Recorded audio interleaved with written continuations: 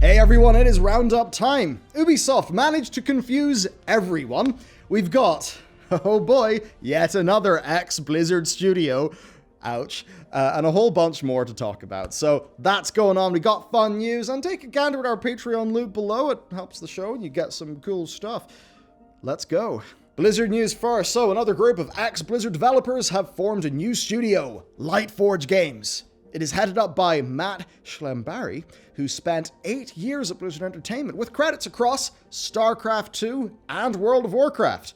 He spent 5 years at Epic Games, and then if you look at the rest of Lightforge, like the sort of founding team, they've got a mix of experience from across those two companies, Epic and Blizz.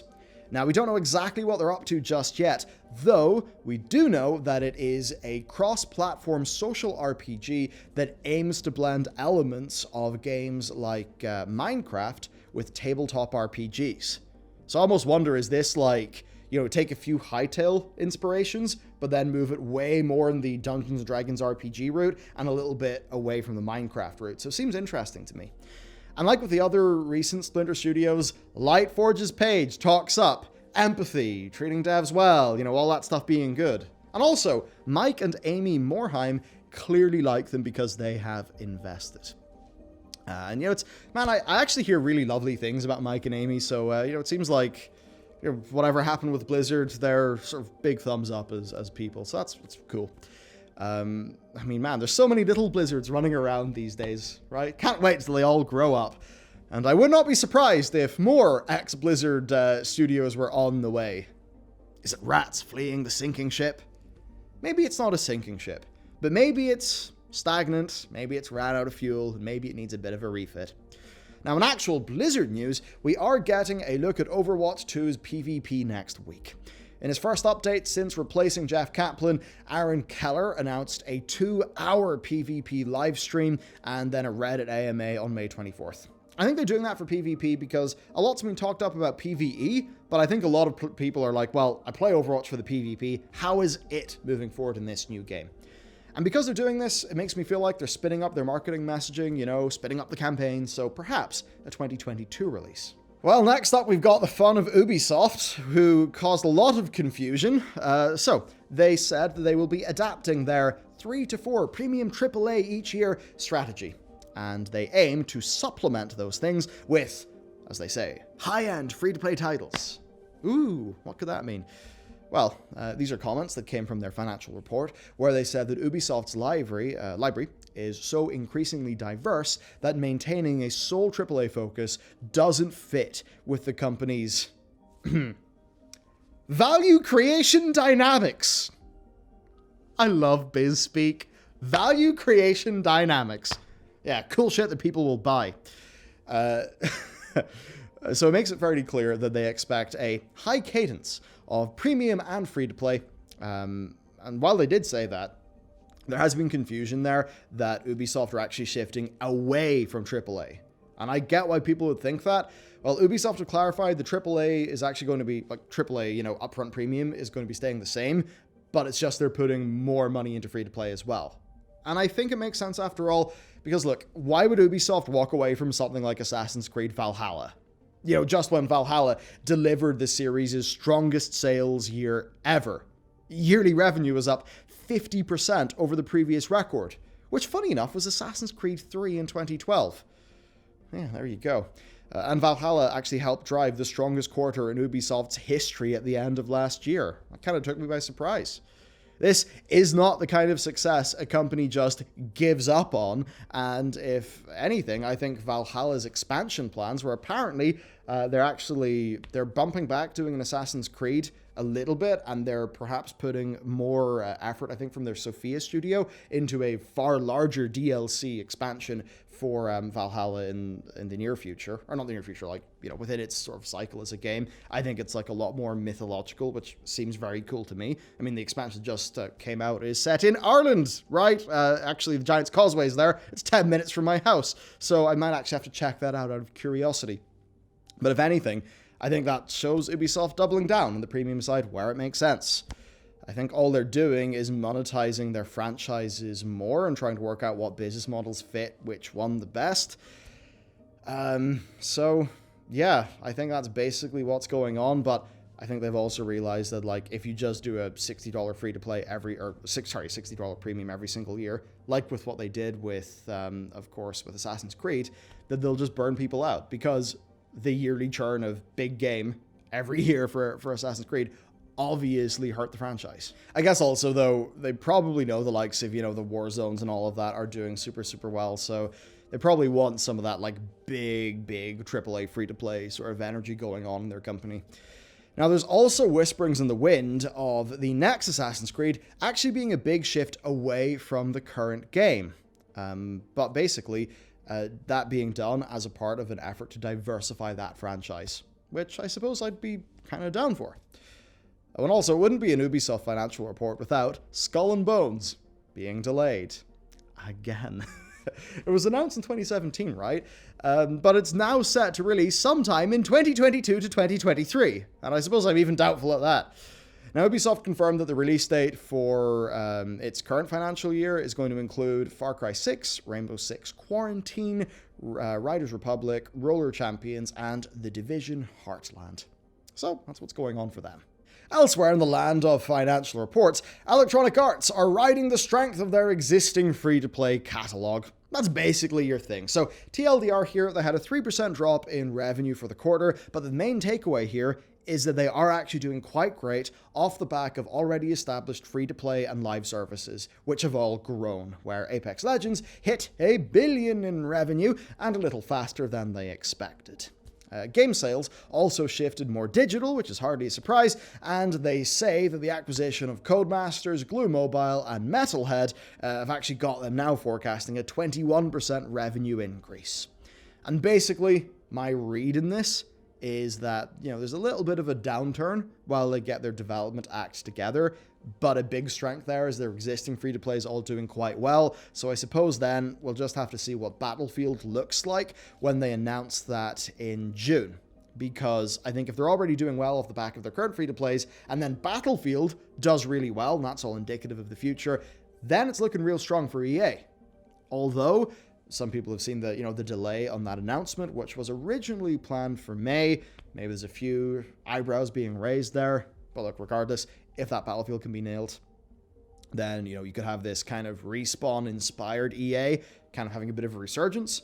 And that could be exciting, because if whatever juju led to Respawn nailing Jedi Fallen Order, if they can just give a few tips to BioWare, it means that Mass Effect 4 could be really good, and that's what I really care about.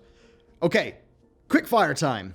According to new court documents, Epic offered Sony $200 million to bring 4 to 6 first-party PlayStation titles to the Epic Store, though with Horizon and Days Gone both being on Steam and Epic, it's kind of unclear how that went down.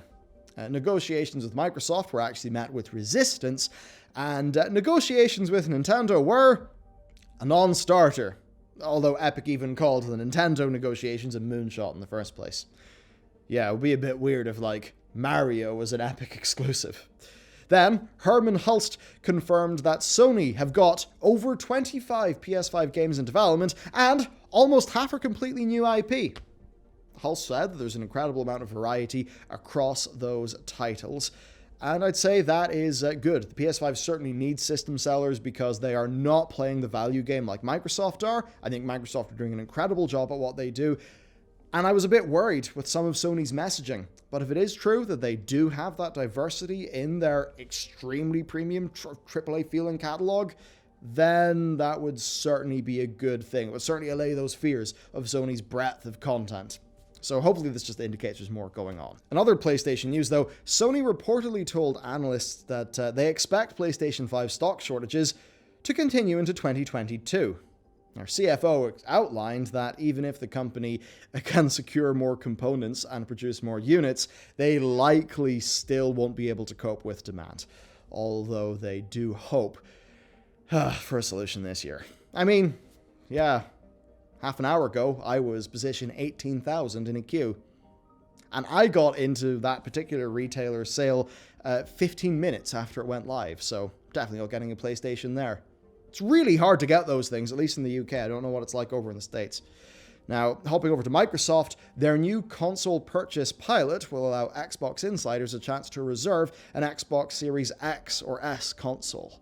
That's kind of cool, and I'd say I hope that a scheme like that, which is currently only available in the US, I hope that will help to combat scalping, and then, if it works, will be rolled out across more regions. Staying on Team Xbox, well, Xbox Game Studios are currently hard at work on an unannounced new IP that will, quote, blow your mind. Could it be that dragon-related project that was teased a while back? Who knows? At any rate, it'll of course be on Game Pass on launch day. Then, for Sega, their most recent earnings presentation says that they are planning to release a, quote, super game within the next 5 years. That it's going to be some new IP with high growth potential and global sales.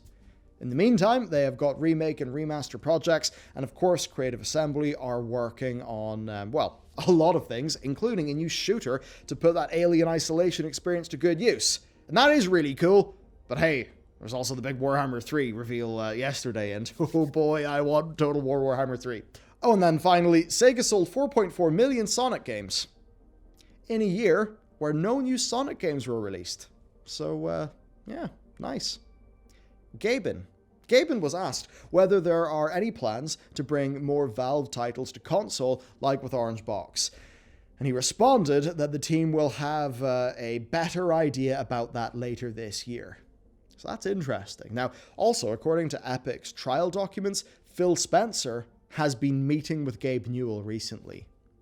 So maybe they got something cooking. So start your speculation engines in that one. Then, the Gears of War studio, the Coalition, have said that they are shifting their focus to next-gen development using Unreal Engine 5. So, I guess, sensible. But they did emphasize that fans are, of course, they shouldn't really be expecting any, game announcements soon. And the studio said that they're going to continue to support Gears 5 through to at least the end of this year. Resident Evil Village, then. I played the first little bit of it. Seems all quite good and fun, honestly. It came out last week, and it has wasted no time in putting out serious numbers because they've shifted 3 million copies in 4 days. Wow. And that puts it on par with Resident Evil 6's launch numbers. And according to Capcom, it's actually pushed the wider Resident Evil franchise to over 100 million units sold globally. Pretty impressive. Some Destiny 2 players then, moving over, they were surprised to discover that Bungie quietly enabled crossplay. Yeah, that's something the community's been wanting since the original game. And they enabled it by mistake. Because, yes, it was a mistake, and it's going to be turned off before the end of the week. Destiny 2 crossplay is coming, just not yet. I mean, who knows why? Maybe it was just not ready? Maybe they still have to work out the financials and pay Sony for it because, Sony charged for crossplay. Or at least they, did, as we learned from the Epic documents. Anyway, retro news. LucasArts' 16-bit classic Zombies Ate My Neighbors and its sequel, Ghoul Patrol, are coming to PC June 26th. The games have been updated to add in quick save, achievements, and some behind-the-scenes features, but otherwise, they are going to be unchanged from the SNES originals. So that's pretty neat, and they're going to be available as a bundle on Steam and GOG. Neat. Then finally, Jason Schreier. He's got a new book. It's called Press Reset. It is out now in the US, I believe. And the reason I'm bringing it up is because it tells the story of several high-profile studio closures, including stuff like BioShock, Dead Space. So I think we're going to get some really juicy stories there, and I cannot wait to dive into the book. And when I do, I suppose I'll tell you if there's, cool stuff to check out. But that's it for today's video. That's it for the news. It was not the fastest news week, to be honest, but I mean, man, for me personally, it was like seeing, oh, cool, Lightforge. We have another Dreamhaven-related studio that made me excited. And, there's a few studios spouting up. I think Wizards of the Coast, I think they've got an RPG studio as well. It was a bunch of, I think, ex-BioWare and some other studios. So, it's nice to see that, AAA, it kind of chews these people up. But there's still enough of them, and I suppose enough of a funding and VC scene, that they could then decide, hey, I'm going to quit, I'm going to raise some money, or, whatever, and we're going to do something new and cool. And that is nice. So, Cool stuff. Anyway, that's it for me. Have a wonderful day. I'll see you next time.